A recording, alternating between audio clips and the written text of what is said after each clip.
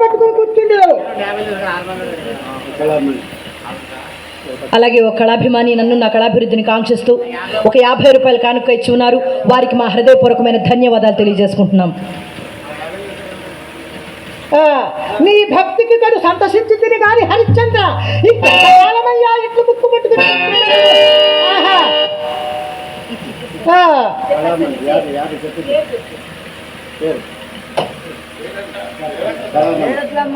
ఓ కళాభిమానంతో ఒక 50 రూపాయలు కానుక ఇచ్చి ఉన్నారు. వారికి కూడా మా హృదయపూర్వకమైన ధన్యవాదాలు.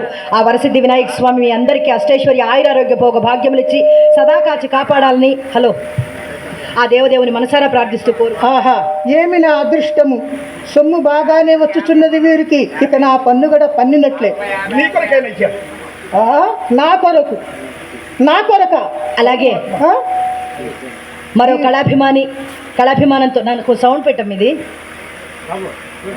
హలో నన్ను నా కళాభివృద్ధిని కాంక్షిస్తూ ఒక 100 రూపాయలు కానుక ఇచ్చి ఉన్నారు. వారికి కూడా మా హృదయపూర్వకమైన ధన్యవాదాలు.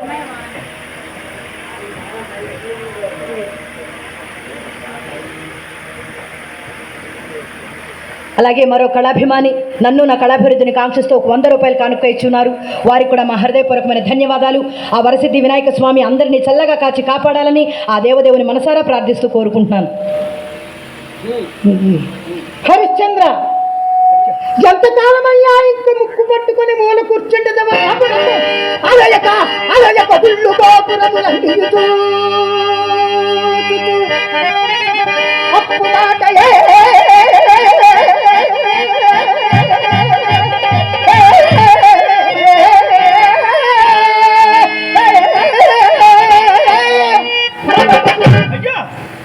చేరు వయ్యలు కదా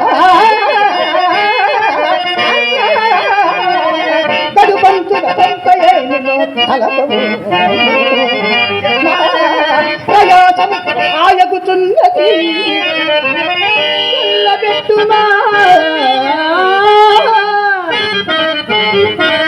చల్లబెట్టుమా కలిపిన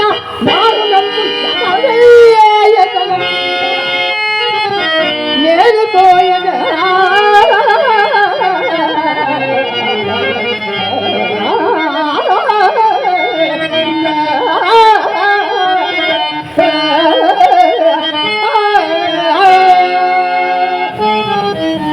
నక్షత్రేశ్వర ఎగవేయ తలంచిన ఇన్ని కష్టములకి అలా యోర్చితినయ్యా. మరి తొందరపడకమయ్యా, తొందరపడకము.